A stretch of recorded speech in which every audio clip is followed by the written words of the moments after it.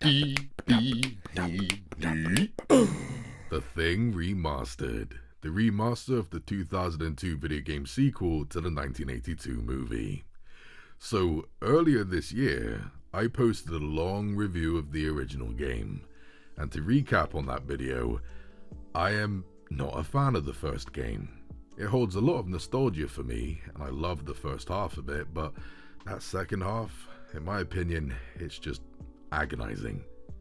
I gave the game a 5 out of 10 and said that I would never play it in full ever again. But then this remaster got announced.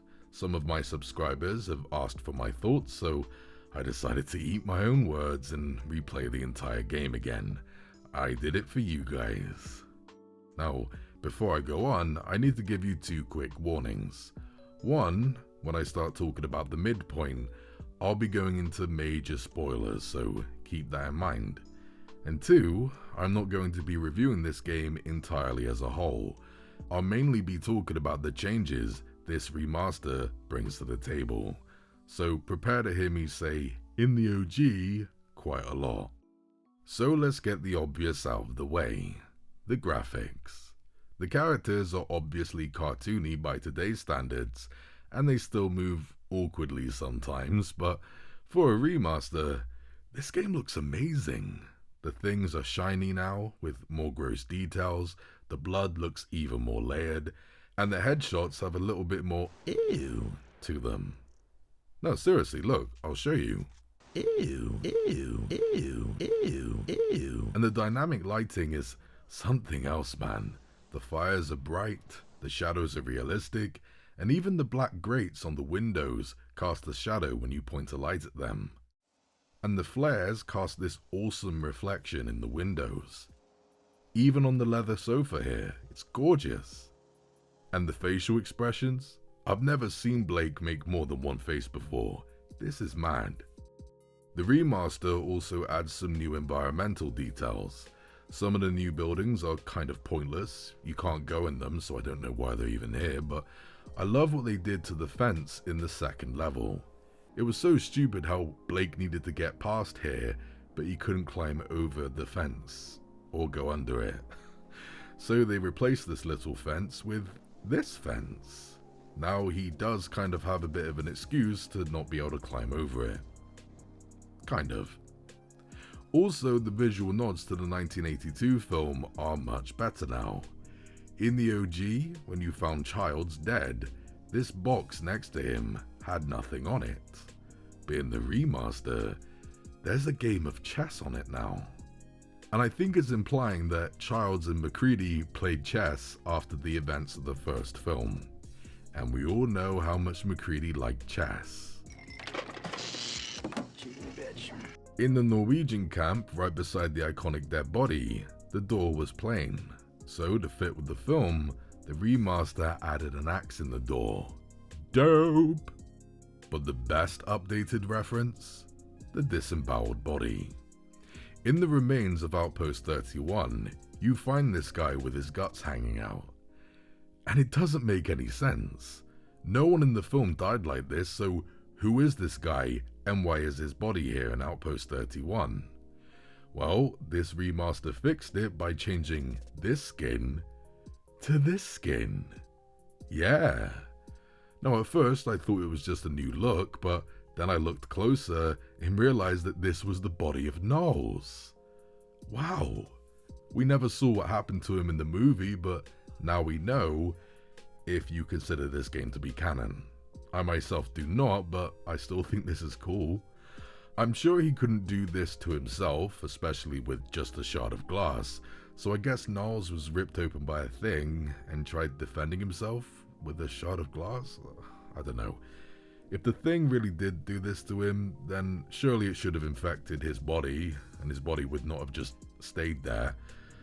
But considering that the rest of the things in this game do not function like the thing did in the movie, I'll let this go. This is not perfect, but Nauls makes far more sense than the original body that was put in the first game. And as a big fan of the movie, I think this is an ingenious improvement, as subtle as it is. I love this. Now the gameplay. The auto-aim used to be quite bad at times, but now you're much more accurate due to the new aiming. It controls like a first-person shooter, so it's much easier and more fun to hit your target now. Like, I never used to use the pistols in the OG because they sucked. Now, the pistols rock, they're very fun to use. And the flamethrowers are much more accurate now because you can now aim up when you're in third-person mode. And overall, the Thing game is so much more accessible than it was before. See, I actually didn't like the new control scheme, but the remaster gave me the option to edit every single button to suit my preferences. And I'm glad I did that because I then saw that I had the option to set a medkit or specific weapon to specific buttons. So if you need to finish off a thing with a flamethrower, just set the flamethrower to whichever button you wish and boom, you can finish the thing off quickly. It's so bloody easy. And speaking of easy, the challenge all round is a lot more lenient now. You get tips in the loading screens, health bars for all of the bosses, an autosave feature which seriously got me out of some sticky situations, multiple difficulty settings, and you can even change the difficulty in the pause menu. It's all great. Also, new item placement makes the game easier too. Like in the 4th level, the flamethrower can be found in a much more conspicuous place than before, making the walker things much easier to take on, and having more medkits scattered around this game is a godsend. So I appreciate how easy the game is now, but there are downsides to the ease. I noticed that the things were just way too easy to kill, so I switched to the hardest difficulty to make them a bigger challenge. It didn't work. The enemies were still just as easy as they were on the easier difficulties. Upping the difficulty only made it easier for me to die. And adding insult to injury, when you weaken a thing with bullets, this flame icon appears to let you know that it's time to stop wasting your ammo and burn it with the flamethrower. Personally, I think this spoon feeds you a bit too much and I wish you could turn this off. Maybe an update will fix that one day, but for now, you can't switch that off. Big shame. But forgetting the new flaws, old ones make a return sadly. Just like before, plenty of missions don't give you much information on how to beat them or why you're even here doing them. It still feels like story information is missing, so newcomers need to be prepared for that. And the infection system has been fixed, but only as much as it could be. In the OG, your teammates were sometimes scripted to turn into things when you reached certain points. Now, that's gone. Yes, some of them are still designed to become things in certain parts of the story, and some do still turn when you meet them, but there are big differences now. Other teammates won't ever become things unless they get infected. This means that they last longer than they did before, eventually giving you teams of more than 4 people, which was unheard of in the OG. Yes, it's hard to control more than 4 people because the game is designed to only give you 4 teammates at the most, but it's still cool that you can do this. The teammates still eventually die, or just won't follow you into the next level, but that's because the story wasn't designed to give you an army of 20 teammates, so it makes sense. What else could this remaster do? Plus, when I played the OG as a child, I grew attached to Pace and Williams. After 22 years, it's nice that I can actually leave them behind, knowing that they will survive this journey now.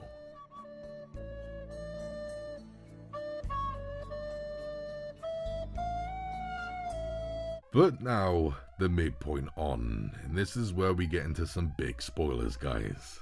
For me, the OG went downhill fast after John Carpenter's character died, and it still does here. The scares still disappear, the already thin story becomes terrible, the levels are still mostly linear and boring for me, the fights with the things still become monotonous due to the lack of new thing types, and you still have to fight those boring human soldiers.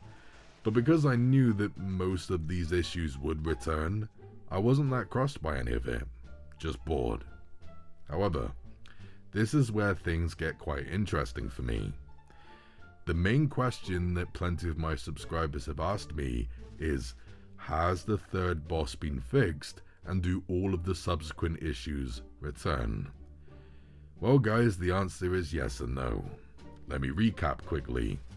In my review of the OG, I ranted hard about the third boss for quite some time. Dodging its attacks was near impossible, and it would suck your health and medkits dry.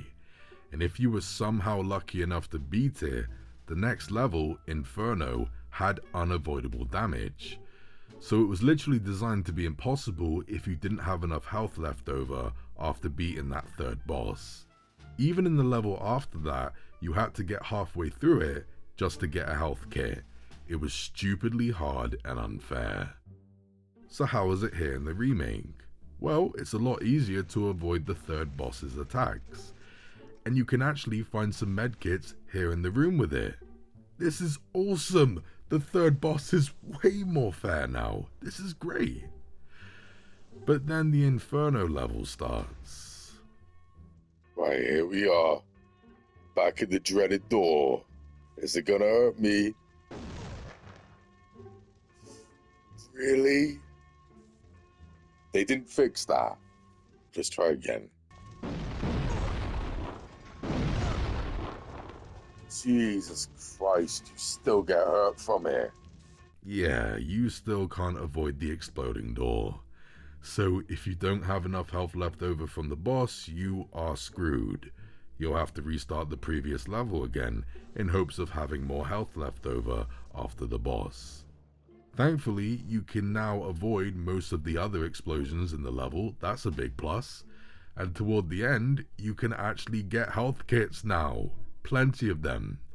So the unavoidable damage you take from this drop isn't that bad now. Thank God. It's just a shame that you don't get the kits at the start of the level, cause that exploding door really is an issue. Maybe a patch will fix this at some point down the road, but who knows. Now, thanks to the new health kit placement, the last level is a breeze. I just plowed through these turds with my grenade launcher, man. It's so cathartic because this part took me hours in the old game. Thank you. Sadly, those Stevie Wonder blind-ass soldiers return. They still walk straight into the laser trip mines and take themselves out. It's still embarrassing. And the final boss still sucks too. It has 2 cosmetic improvements. You can now actually see the environment, whereas before, you couldn't. This is nice. And now you can actually see the gun you're firing. That's all cool, but that doesn't save this boss from being as boring as it is easy. And sadly, after the game ends, you still don't get anything new to do. No level select, no mini games, nothing. So yet again, I'm left feeling hollow and unfulfilled when the game ends. But at least it was easier to get to this feeling. So in the end, The Thing Remastered is very impressive. No debate, this is the best way to experience the Thing game. The graphics are pretty, the new aiming makes combat so much more fun, and the accessibility options are pretty much perfect. But best of all, the third act is a lot more fair now.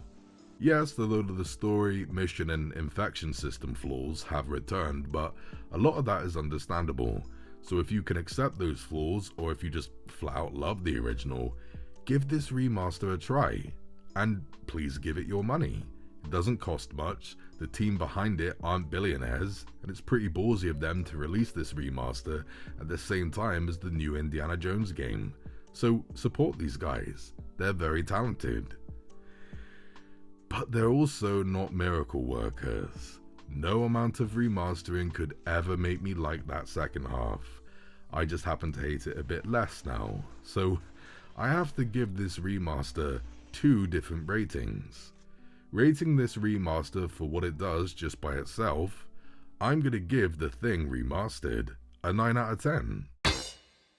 But looking at The Thing Remastered as a whole, it's still a game I only enjoy playing for the first half. So, as a whole, I'm gonna go one number higher than the OG and give The Thing Remastered a 6 out of 10. Thanks for watching, guys. Stay jiggy, the better appreciate you.